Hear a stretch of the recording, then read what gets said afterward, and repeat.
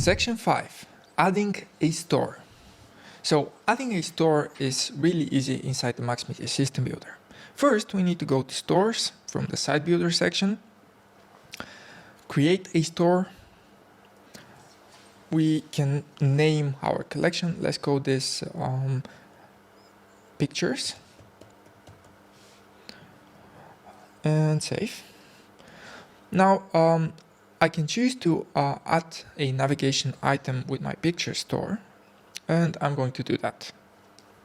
Okay, so we continue. Let's go to products, create new product. All right, so in here we first need to choose the collection we created, which is pictures. All right, and I'm going to call this one dog and choose a few dog images, and maybe this fox because I like it. Okay, so I can make it available for purchase and published, and choose a price. Let's say this is 99.99. I can even add a brand name, which is very useful for SEO and most importantly for tracking your ad campaigns in Google Ads and Facebook. I can even add my product weight, which is convenient for delivery services. I have my preview right here, and I'm going to add a description.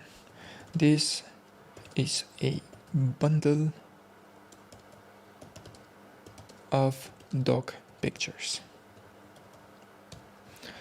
Now, try and make your description as descriptive as possible. So under the description right here, you can see a preview of your search engine results page and your social media shares. So now that I have my dog somewhat created, I can see my description, which is going to appear in the Google search page. So this is not really viable for getting clicks. So I might want to add some more information in my main description. So this is a bundle of dog pictures, maybe hand drawn dog pictures with high quality materials. All right, so this is a little bit better. I can also add a ribbon, which is a sticker of some promotion, whether it's a new product or a sale product.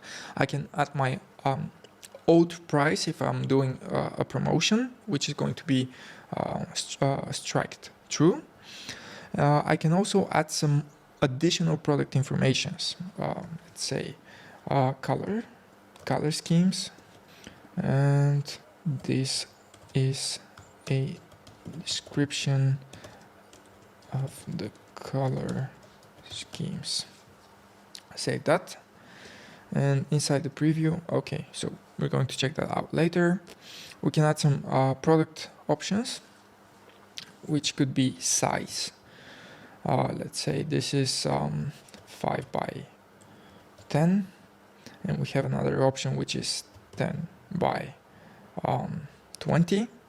And I can even add some price addition for the different options.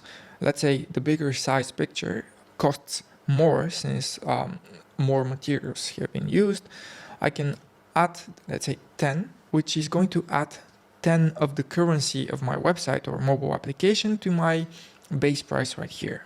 So if I choose 10 by 20, the price is going to go up by 10 of the current currency. So we have suitability, but the suitability is usually associated with price plans, which we have not created right now.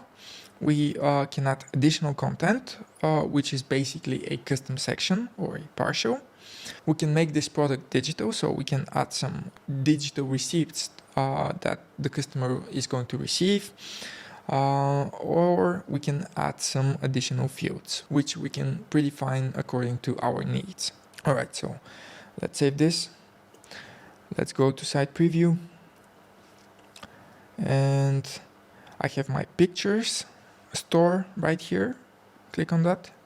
I have my dog, and if I choose the larger option, my price increases, and I can add this to cart, and so on and so forth. I have my additional information. Okay, so what about filters? If we go back to the site builder, we can add some store filters, which are groups. Let's call this animals. We can add a group separator, which is really useful when we have more filters, and we can choose a parent collection, which is not required, but if you need this filter to belong to some collection, it is very useful. So click on save, go to site builder, choose products, edit my product, and in here in filters I'm going to choose animals and click save. Now if we go to preview, go to pictures, we can see that now we have some filters, some sorting fields automatically generated for our store, which is really useful and easy to use. And the grouping of the filters that I mentioned is this one right here. So if you leave it empty, it's going to be a general filter, but it could be, let's say, you have a watch website and you want to sort the filters somewhat like this. So you have case width, you have MSRP, bracelets, cases, genders, movements, scopes, sizes. It's really useful to group your filters like that. All right. So, and finally, we have digital products. So if we go to digital content, we can create a new digital content, give it a name. So this would be a dog picture, and then I can upload a file that is going to be received by the user after they have made a payment. However, to create a payment for a digital product, you need to use online payments, which we are going to get to in a few sections.